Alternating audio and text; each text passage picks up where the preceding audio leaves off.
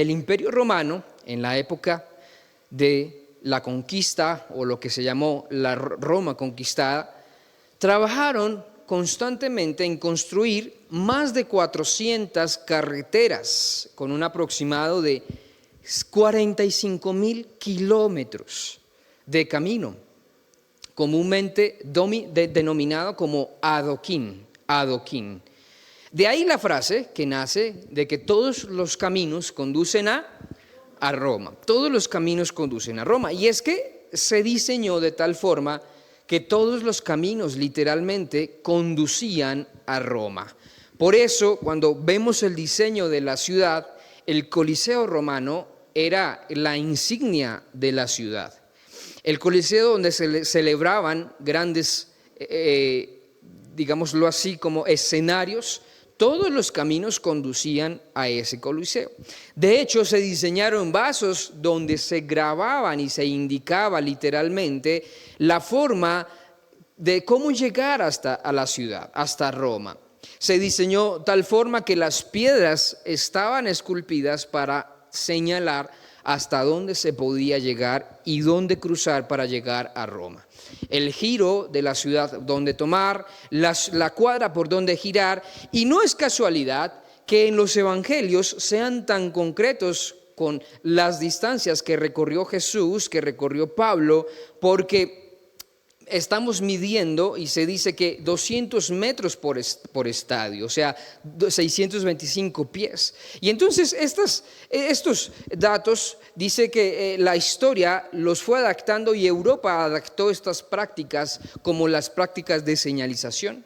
En países como europeos, como Estados Unidos, en 1905 se implementaron señales de tránsito que guiaban a los conductores a algunos estados. Posteriormente llegamos aquí, a nuestra ciudad, a nuestro país, y nuestro país adaptó muchas de las señalizaciones que tienen otros países. Cuando usted va manejando, para los que manejan, para los que no, hay algunas señales que indican a cuánto está la ciudad.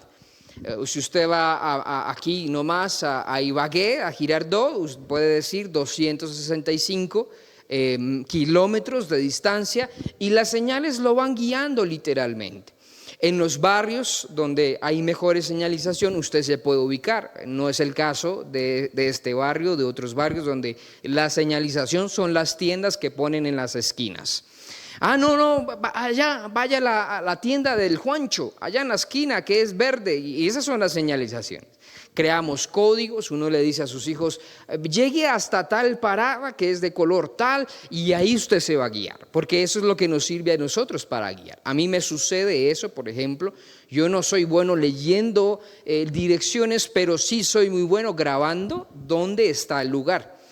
Yo me acuerdo perfectamente que si hay una clínica, es ahí, y el día que la quiten, ese día me pierdo, como en el metro, que quitaron todo, y cuando uno llega, ¿y aquí esto dónde es? Y queda uno perdido literalmente, porque las señalizaciones son muy importantes. Ahora, las señales de tránsito informativas deben ser reflectivas. Cuando un conductor, comete una infracción, lo multan, hay un comparendo, uno tiene que pasar un tiempo, si quiere pagar la mitad del comparendo, frente a un curso de capacitación. Pagando allí en la Secretaría de Movilidad, usted se inscribe y pasa un curso, y en el curso dura más o menos 60 minutos, algo así, donde usted lo sientan y comienzan. ¿Cuáles son las señales informativas? ¿Cuáles son las señales reglamentarias? ¿Y cuáles son las señales obligatorias? Por ejemplo, una señal obligatoria es que todos los conductores debemos tener puesto nuestro cinturón de seguridad, incluidos los pasajeros de atrás. Hoy en día, si los pasajeros de atrás no llevan no ponen su cinturón de seguridad, es motivo o es causa de que le pongan una infracción. Entonces, yo implementé algo pedagógico con mi hija mayor, porque a ella le cuesta ponerse el cinturón de seguridad, y yo he estado como muy cansón con ese tema, porque sé que cuando haya un accidente o de pronto pueda suceder algo, los niños son más propensos, o el que no tenga cinturón de seguridad, a ser expulsado del carro. Entonces yo le dije, mi amor, te tienes que poner el cinturón de seguridad porque si no te lo pones puede haber peligro. No, yo no me lo quiero poner, y le puse un video en el carro. Le dije, mira lo que puede suceder si no te pones el cinturón de seguridad. Entonces le puse un video donde literalmente hay un accidente de tránsito y el niño que está atrás sin cinturón de seguridad sale por el panorámico literalmente a 30 kilómetros, va el carro y sale volando 5 o 6 metros de distancia en 30 kilómetros. Ahora multiplica eso en 60, en 80, en 120 kilómetros por hora, es mucha velocidad. Por eso es importante usar esto. Y entonces terminó el video, dijo, yo sí me lo pongo, y se lo puso sola. Ahora se sube solita y se lo pone, porque es la forma en la cual nosotros nos podemos proteger. Y la vida es así, la vida es un viaje en medio de la oscuridad, de la confusión, y muchas veces en medio del caos. Eso es la vida, es un viaje, es un boleto que compramos, a veces sin rumbo, a veces sin poder ver para dónde vamos, pero ahí vamos. Y Jueces 16:28 dice así la palabra, y es la historia de Sansón. Es la historia de Sansón, porque dice la Biblia que Sansón invocó al Señor y dijo, verso 28 del capítulo 16, dijo, Señor Dios, te ruego que te acuerdes de mí y te suplico que me des fuerzas solo esta vez, oh Dios, para vengarme ahora de los filisteos por mis 2 ojos. Y Sansón asió las 2 columnas de en medio sobre las que el edificio descansaba y se apoyó contra ellas y con la mano derecha sobre una y con la mano izquierda sobre la otra. Y dijo Sansón, muera yo con los filisteos. Y se inclinó con todas sus fuerzas y el edificio se derrumbó sobre los príncipes y sobre todo el pueblo que estaba en él. Así que los mató al morir fueron más que los que había matado durante su vida. Y entonces descendieron sus hermanos y toda la casa de su padre, y tomándolo, lo llevaron y lo sepultaron entre Sora y Estaol, en la tumba de Manoa, su padre. Él había juzgado a Israel 20 años. Segunda de Pedro 1:19 dice, tenemos también la palabra profética más segura, a la cual hacéis bien en estar atentos, como a una antorcha que alumbra en lugar oscuro, hasta que el día esclarezca y el lucero de la mañana salga en vuestros corazones. Amén. Bien, hablemos un poco acerca de Sansón, porque Sansón termina de la forma que a veces no quisiéramos. Sansón, un hombre de Dios, literalmente un escogido de él, termina de la forma en la cual a veces uno quisiera no terminar. Termina sin ojos, termina secuestrado, preso por los filisteos, y además él prácticamente como que se autosuicida. Le dice a Dios, Dios mío, por esta única vez dame mis fuerzas, quiero recuperar mis fuerzas. Y dice la Biblia que literalmente estando en 2 pórticos, en 2 columnas, tanta sería la fuerza que las empujó a los extremos y el edificio colapsó literalmente. Entonces, ¿qué nos enseña Sansón? Primero, que todo viaje o todo camino tiene un destino. Si bien para los romanos el destino era que debían llegar a Roma, hoy en día nosotros usamos otros medios, como por ejemplo el GPS. El GPS nos ayuda a nosotros a ubicarnos, para los que de pronto usan el GPS. Para los que no, lo hacen a memoria. Lo hacen en memoria. Yo escucho como mucho ruido, no sé, estoy como distraído. Entonces, muchos usamos ese GPS o esa ubicación como el plan de vida. El plan de vida. Yo me acuerdo tanto, por ejemplo, que antes de salir del colegio, creo que o aún lo siguen haciendo, que todas las personas o todos los jovencitos, los adolescentes que se quieran graduar, deben presentar un programa de vida, un proyecto de vida. Y ese proyecto de vida nos funciona para decir en cuánto me veo yo en 10 años, en 20 años y más grandes. Y yo me acuerdo tanto que me ayudó una prima literalmente a hacer el trabajo. Yo no sabía hacer mucho, entonces dije, no, ayúdame a hacer esto. Y ella me ayudó y de forma curiosa mi proyecto de vida consistía en que yo era un arquitecto más adelante, que iba a tener 2 hijos, que me iba a casar, y ese proyecto se hizo real.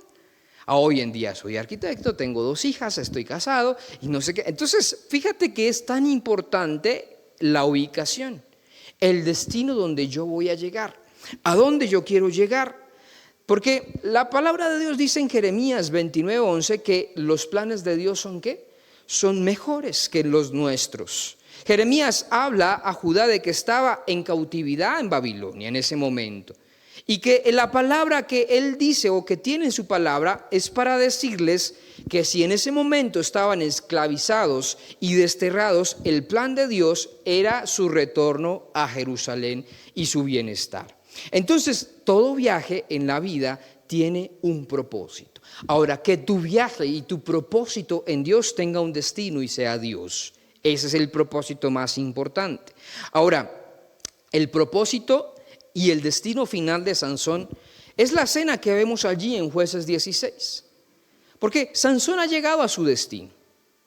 Sansón ha llegado en el último día de su vida, apresado, preso, arrestado, capturado por los enemigos de Israel.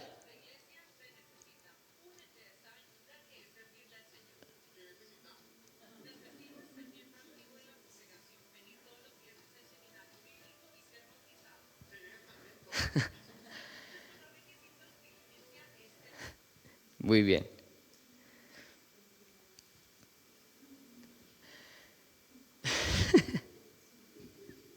Ahora sí tengo toda tu atención. Ahora sí estás concentrado. Nuestro propósito debe ser llegar a Dios, alcanzar a Dios, agradar su corazón, hacer su voluntad, ser guiados por Él y vivir la vida conforme a lo que Él quiere para nosotros. Ahora, el propósito muchas veces se pierde en el camino.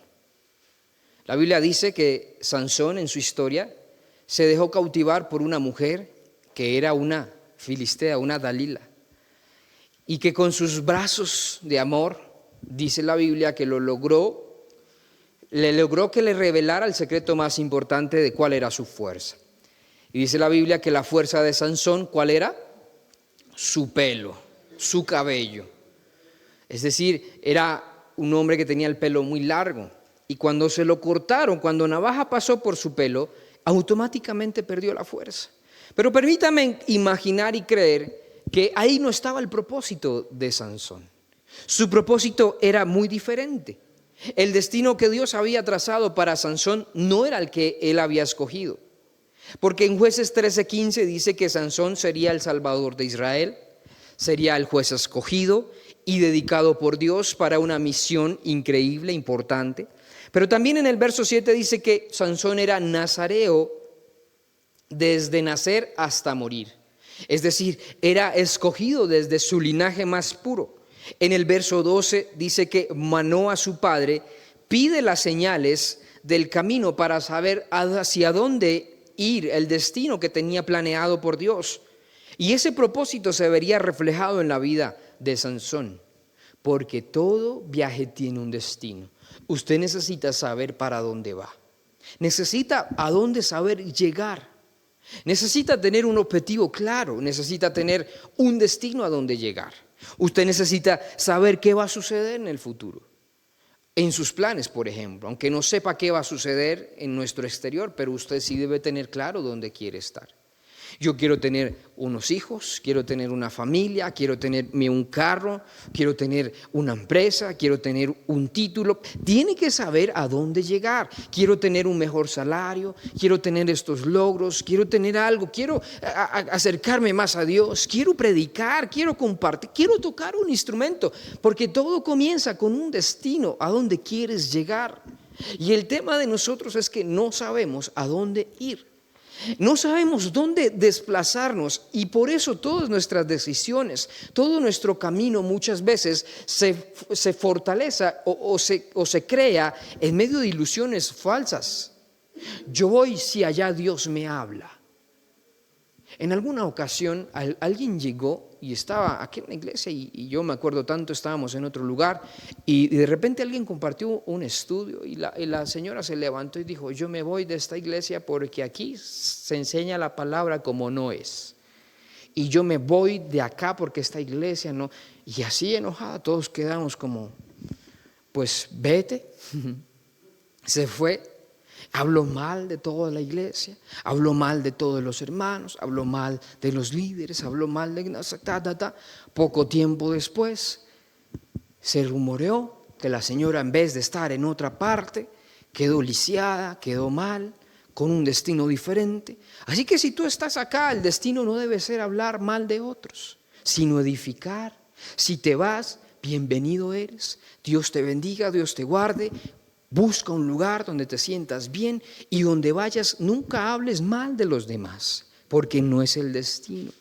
Y la Biblia nos enseña a no hacer eso, sino que nuestro destino sea siempre a agradar a Dios. Y la Biblia dice que no hay comunión entre las personas que hablan, que se separan de las tinieblas de la luz. Así que el destino debe ser seguir a Dios, porque todo viaje tiene un destino. Pero en segundo lugar, Sansón nunca vio las alertas en el camino. Y aquí comienza quizá de pronto lo más interesante.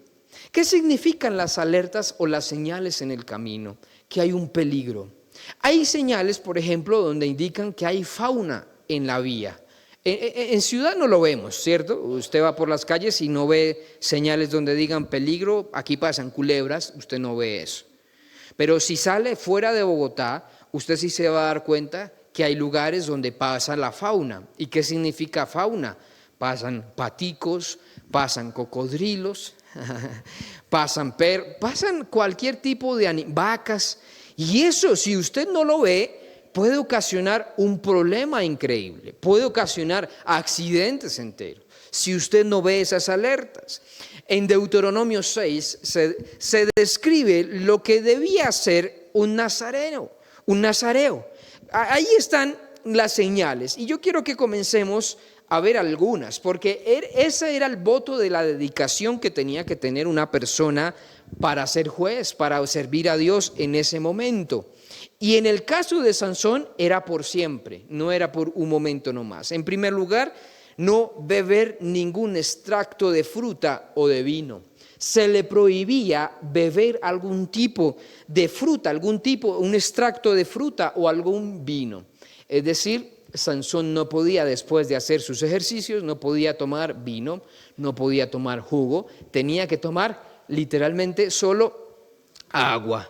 Pero también en Deuteronomio 6 se describe que no podía tocar a ningún muerto, a nada que estuviera muerto, porque se le consideraba inmundo. Segunda alerta. Tercera alerta, no podían rasurar su cabeza, tenían literalmente que dejar crecer el pelo.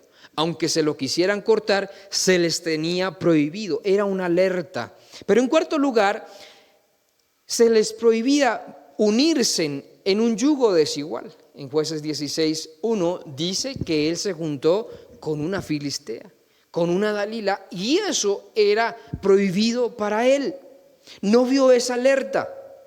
Y el sendero que muestra el capítulo 16 fue el fracaso para Sansón. Dalila, su segunda amante, tuvo que ser la persona quien descubrió el secreto. Lo intentó 3 veces, ¿se acuerdan ustedes?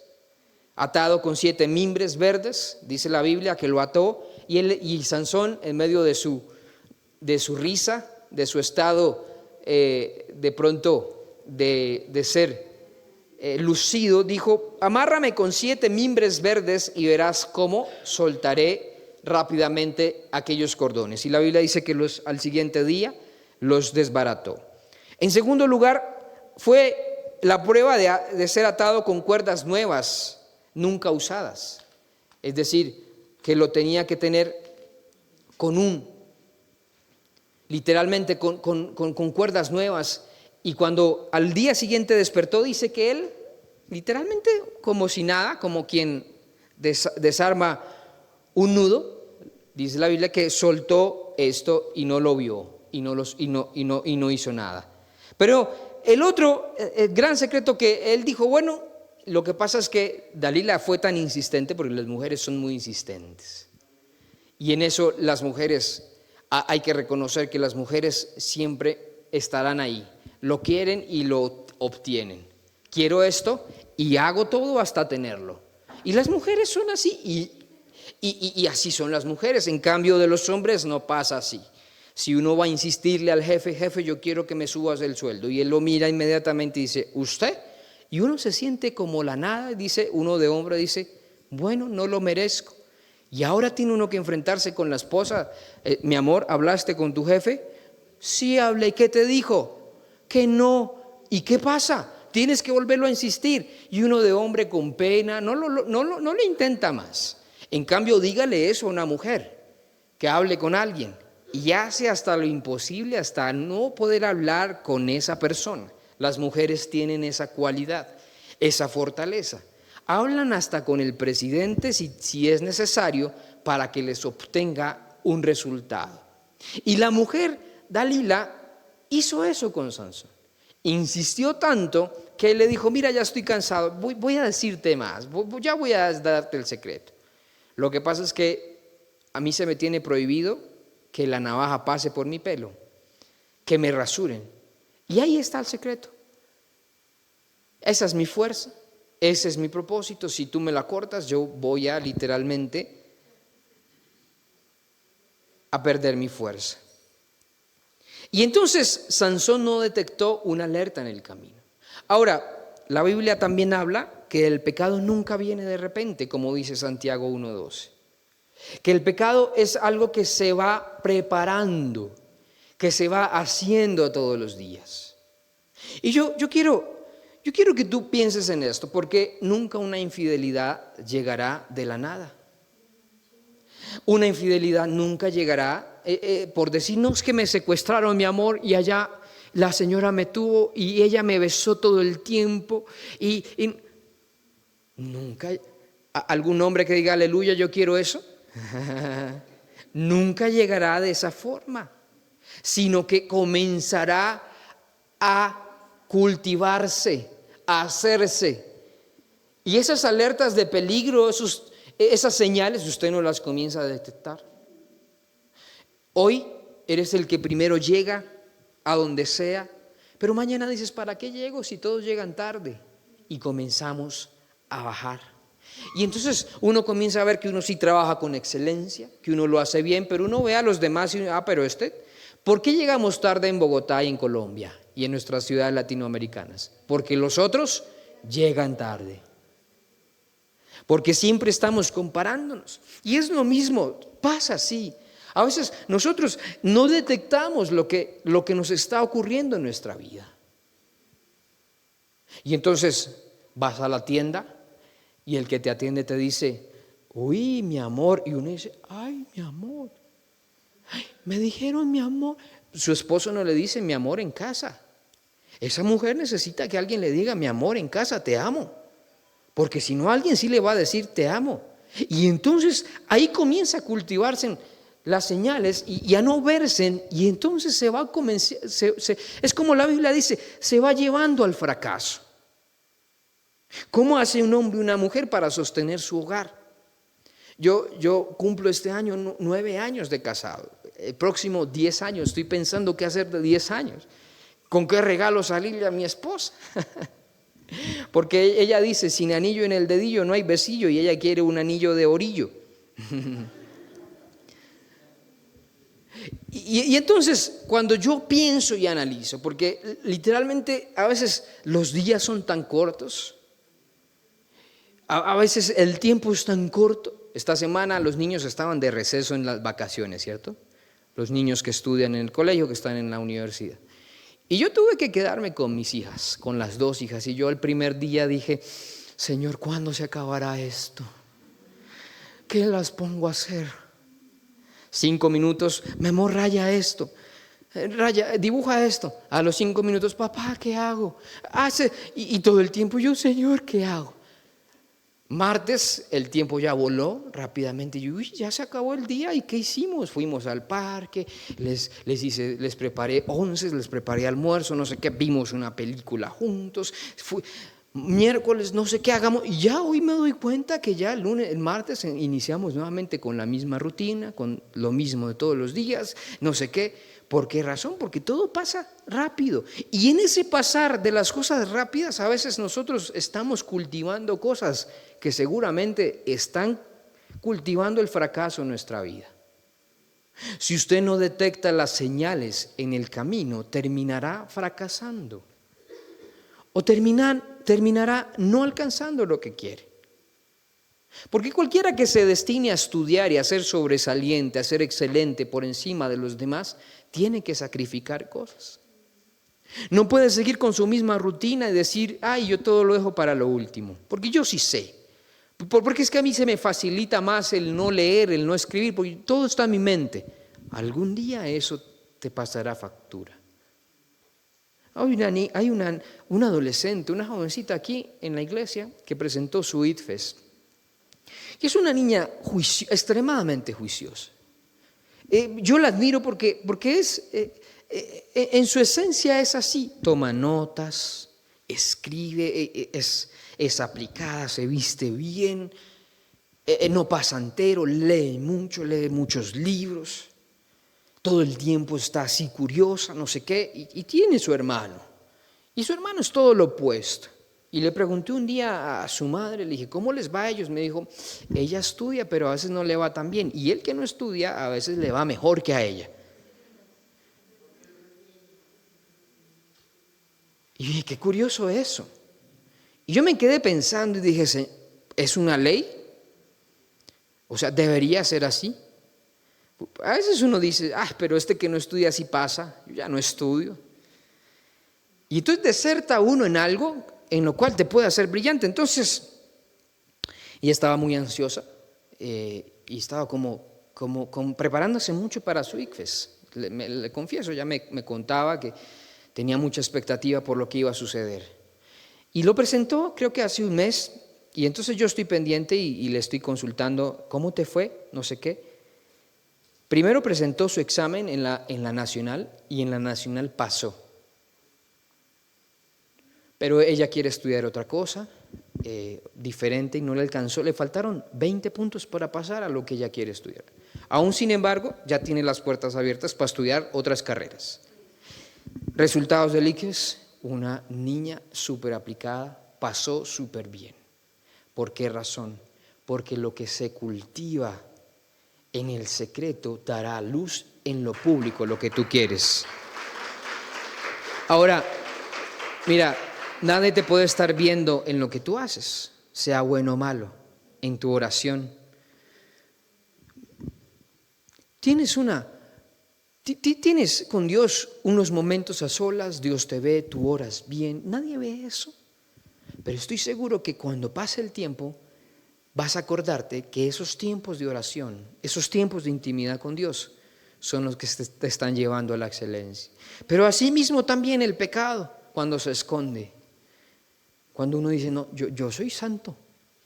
A mí no, pecador allá el que predica. Ese sí. Les cuento algo que me sucedió, algo molesto el día viernes. Estaba fuera de la ciudad y iba caminando por una carretera. Y les confieso, me dio mucho mal genio, que yo iba por mi vía y bajaban muchas motos y casi que me atropellan. Porque había trancón, se metieron por la berma, es prohibido. Hasta donde yo sé, eso es prohibido. Así que, yo estando así, de mal genio, sin querer les confieso, yo llevaba una botella de agua. Y dije, entonces, ¿me van a atropellar o qué? Destapé esa y dije, y al próximo que pase le voy a echar agua. Literalmente destapé la botella y eché agua. Y el motociclista iba y paró. Y dije, no, aquí tocó correr. Y literal, yo me desconocí. ¿Este soy yo? Y yo comencé a correr y el hombre llamó a la policía. Eso no lo sabe mi esposa, Porque dije, si le cuento, literalmente, no sé, me va a corregir. Y entonces la policía, yo corriendo, comencé a correr, paró. Y yo, ¿qué pasó? Cuando paré, me dijo, buenas tardes, señor, ¿usted qué está haciendo? Yo, no, estoy caminando, voy a comprar un pan aquí a la panadería. No. Y llegó el de la moto. Me dijo, ese fue el que me echó agua, ese fue el que me echó. Y yo, ¿cuándo? Yo haciéndome el pendejo, literal. Y la cosa se puso más tenaz cuando yo comencé como a enojarme también. Y entonces ahí yo me acordé de mi esposa y dije, no, ¿yo qué estoy haciendo, Señor? Y me enojé. Le dije, seguro que yo, porque ahí pasaron también otras personas. Pasó un bus con gente encima. Fueron ellos, yo no fui. No, fue usted, dígala. Eso es de niños, dijo el Señor. Cuando dijo eso, me desnudó literalmente. Dijo, cuando eso es de niños, dijo, sí, lo que hice fue de niños. Y entonces el Señor es un señor decente, tenía más o menos mi edad, un caballero. No le voy a olvidar nunca la cara, por si lo vuelvo a ver le echo agua nuevamente. Y esta vez voy en carro y arranco. No, mentira. Me dijo, yo lo que le estoy pidiendo es que traiga un trapo o algo y me limpie. Y yo, pero Señor, si yo no fui, y yo negando literalmente, negando la mentira y todo el tiempo diciéndole, no fui yo. Hasta que ya como que me volví en sí, dice la palabra, y dije, no, que yo tengo que afrontar. Y entonces fui a una tienda, literalmente llevaba 6,000 pesos y el agua, porque yo me la acabé después, la boté también, porque yo dije, yo compré el agua más cara en ese momento, 6,000 pesos, una cosa así. Pues tengo que hacerlo. Le dije, Señor, me regala un poquito de servilleta. Sí, coge las cosas. Llegué. Le dije, ¿sabes cuando llegué? Mi actitud. Le dije, ¿sabes qué? Yo sí reconozco que fui yo el que te tiré agua. No le dije que fue él. Y se bajaron los de la moto, las policías. Me dijo, Señor, ¿qué hubiese pasado si otro señor le responde igual que usted? O saca un arma. Y yo, sí, señora, tiene razón. Por mi culpa. Y por mi gran culpa. Perdóname, lo siento. Y mi actitud literalmente le dije, mira, ven tu chaqueta, se la limpié con agüita. Le dije, perdóname, discúlpame, me dejé llevar por la ira. Cometí un error. Pero no me quedé con eso, le dije, pero sabes, es que tú ibas por la berma. Por la berma. La berma es el espacio donde los peatones pasan en ciudades, en carretera, o donde van las ambulancias. Si no hay peatones, ellos no pueden ir por ahí. Yo le dije, pero eso fue lo que me ofendió. Así que aquí debemos aprender los dos. Y comencé mi retaíla. Dije, ya pedí perdón, ahora sí, me hago libre y comienzo y le cité el código. El Señor al final, discúlpame también. Y nos abrazamos, no, mentiras. Yo seguí mi camino. Pero ¿qué me doy cuenta de esto? Porque eso, lo que yo hice venía por algunas señales que yo no vi. Estaba estresado, tenía mal genio. Y eso hizo que yo me equivocara y tomara una mala decisión. Ahora, eso fue algo que me pasó. Pero en la vida, en nuestro propósito, hay cosas mayores que suceden porque no nos damos cuenta de las señales que se nos aparecen en el camino. Y yo estoy hoy aquí para decirte que hay cosas que sí te han avisado que no estás bien. Alguna conversación que tienes con alguien y se te zafa una mala palabra es una señal de que Dios no está completamente en ti. Como le respondes a tus hijos, a tu esposa, son señales de que hay alertas en el camino que no estás viendo. Los aviones, ¿sabían que los aviones tienen y desarrollan una tecnología tan grande que los pilotos, la parte más importante para los pilotos es cuando aterrizan y cuando despegan? Porque cuando están en el aire, esas naves literalmente se conducen solas. Y cuando hay alertas comienza a sonar pi, pi, pi, pi. Y ahí el piloto tiene la decisión de si pararla o prestarle atención.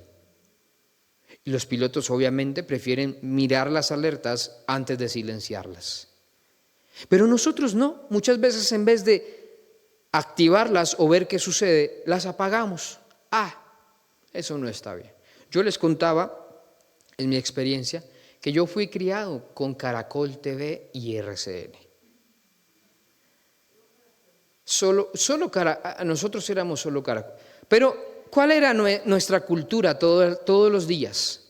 Sentarnos 7 de la noche, 8 de la noche, prender la televisión y ver hasta que se acabaran Pasión de Gavilanes, 9:30 de la noche. Y ahí ya todos a dormir, y ese era nuestro espacio, donde en familia pasábamos. Llegaba el sábado y no nos perdíamos sábados felices. Sábados felicitos, era lo mejor para mí, divino, lindo y todo. Pero esas señales de que pasábamos mucho tiempo ahí, nunca las vimos. Porque nunca cultivamos un espacio donde hacer, por ejemplo, un espacio para hablar con los hijos o con las hijas. Nunca muy pocas veces tomábamos tiempo para orar y para de pronto hacer algo en familia. Y cuando yo recuerdo eso, porque a veces como que digo, volvamos a Caracol. Y mi esposa me dijo, aquí no vemos Caracol, aquí vemos RCN. Y yo, Ella no ve televisión así de noche, casi no. Cuando yo me casé, para mí eso fue un choque increíble. Porque ¿y entonces cuándo vamos a ver La Voz? ¿Cuándo vamos a ver El Desafío? Digo, pues lo verás quién sabe dónde, pero aquí no. Hicimos consenso, dijo, ¿qué tal si aprovechamos este espacio, vemos esas alertas? ¿Y qué tal si hablamos los dos? Interactuamos los dos, hablamos cómo te fue en el día. ¿Y qué tal si hablamos y planeamos un poco más?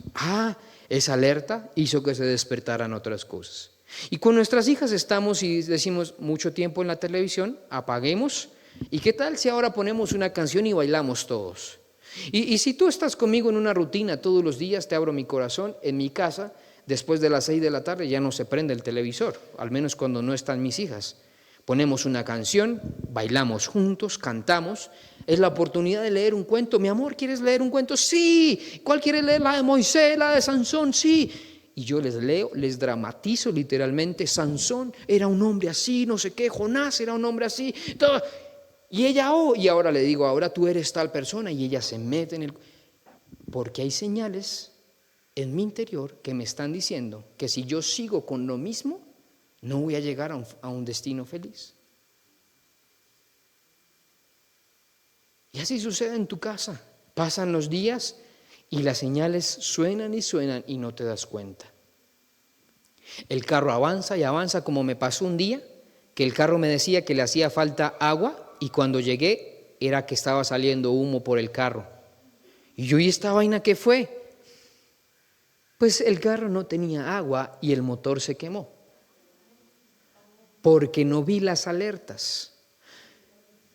Y yo quiero que tú entiendas lo siguiente. El propósito de Sansón no era acabar así. Y ahí viene mi tercera conclusión, las alertas en el camino. Porque hay algo que quizá usted y yo no vemos, no estamos viendo, que de pronto a veces quizá estamos obviando.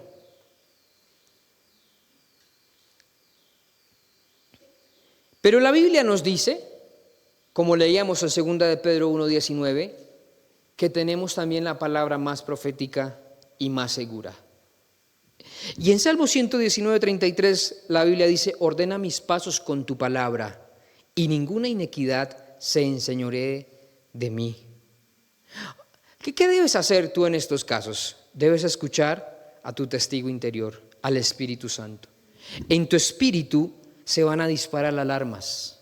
Esa película que estás viendo no está sana, no está bien. ¿Qué hay que hacer? Voy a parar eso. ¿Qué hago escuchando eso? ¿Qué hago viendo eso?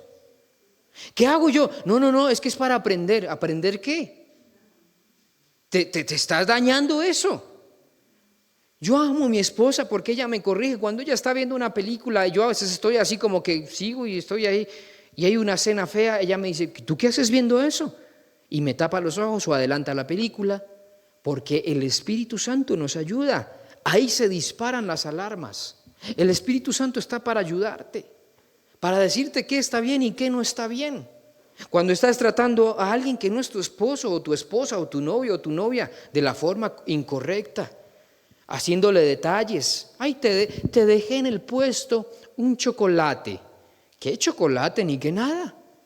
Estás ignorando las alertas en tu camino. Y eso te puede hacer estrellar, te puede resultar mal. Y yo no quiero hablarlo porque yo lo diga, pero la Biblia dice que el Espíritu Santo es quien nos ayuda y quien intercede por nosotros, aun cuando no sabemos pedir. Porque como yo, cuando le eché el agua al Señor, yo me desconocí. Tuve una reacción impulsiva, como hoy en día se le conoce en la educación, en la crianza respetuosa. Tuve un comportamiento impulsivo. Y es que ¿quién no ha hecho eso a veces? Yo me desconocí porque no vi lo que había en mí, lo que me dijo que yo era de mal genio y actué mal. Pero también, ¿qué podemos hacer? Es que hay que mantener presente el destino, el propósito, y no permitas que nadie lo destruya. Mira, yo te lo cuento porque lo viví. Antes de casarme, meses antes de casarme, apareció en mi vida una niña en la iglesia, hija de una profeta. Todos decían, uy, qué pareja harían tan linda. Y ella comenzó a regalarme chocolates en vez de yo regalarle chocolates a ella. Y me regalaba los que más quería. Y yo, ¿esta cosa qué? Era la que más oraba. Era la que más ganaba personas. En ese momento estaba solo. Hemos pasado un proceso con mi esposa de alejarnos. Yo estaba solo. Ella aprovechó y comenzó. No porque, no me malinterpreten, no es porque, sino porque mi propósito no era casarme con ella. Ese no era mi propósito. Ese no era mi destino. Una buena mujer, sí. Cristiana, sí. Amaba a Dios, sí amaba a Dios. Pero mi propósito no era ese. Así que una de las formas en las cuales tú no permites que hayan cosas malas es cuando mantienes claro el propósito en tu vida. Cuando mantienes claro a dónde quieres llegar. Y entonces, cuando entiendes eso, entiendes y comienzas a ver qué no está bien. Qué personas te convienen y qué no personas te convienen. Mira, a mí me cuesta mucho, pero yo he tenido que literalmente tener que decirle a personas, no hablo más contigo, sin decirle que no hablo más con ellos. Tengo que cortar con personas que no le suman a mi propósito, que me restan, que me quitan. ¿Por qué razón? Porque yo sé cuál es mi propósito, porque yo sé a dónde quiero llegar, porque yo sé qué clase de padre quiero ser para mis hijas. ¿Qué clase de esposo quiero ser? ¿Cuál es el deseo de Dios en su corazón para mí? Y yo por eso una de mis oraciones, les confieso, en mi oración todos los días, yo suelo decirle a Dios, quiero ser conforme a tu corazón. Porque hay que mantener el propósito. Ahora, cuando tú mantienes el curso, el camino, cuando mantienes su palabra, entonces ahí se cumple la palabra de Dios.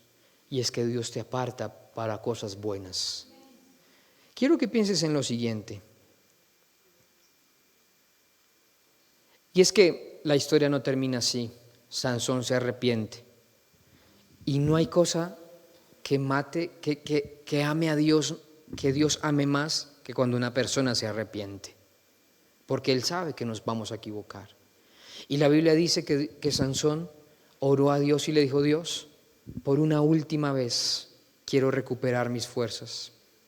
No le dijo, quiero recuperar mi vista, quiero recuperar mi propósito.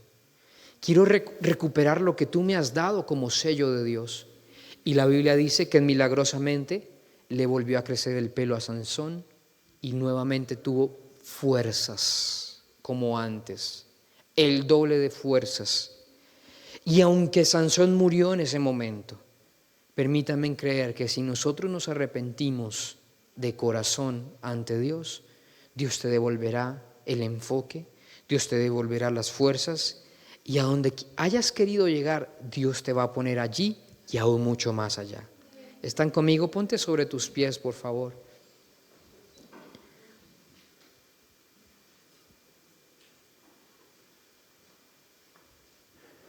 A Sansón no le importó morir. A Sansón lo que le importaba era recuperar sus fuerzas. A Sansón no le importó morir. A Sansón realmente lo que le interesó fue volver al propósito que Dios tenía para él. Y yo quiero que tú pienses en tu propósito esta mañana. ¿Cuál ha sido? ¿Qué es lo que te ha movido? ¿Qué es lo que quieres?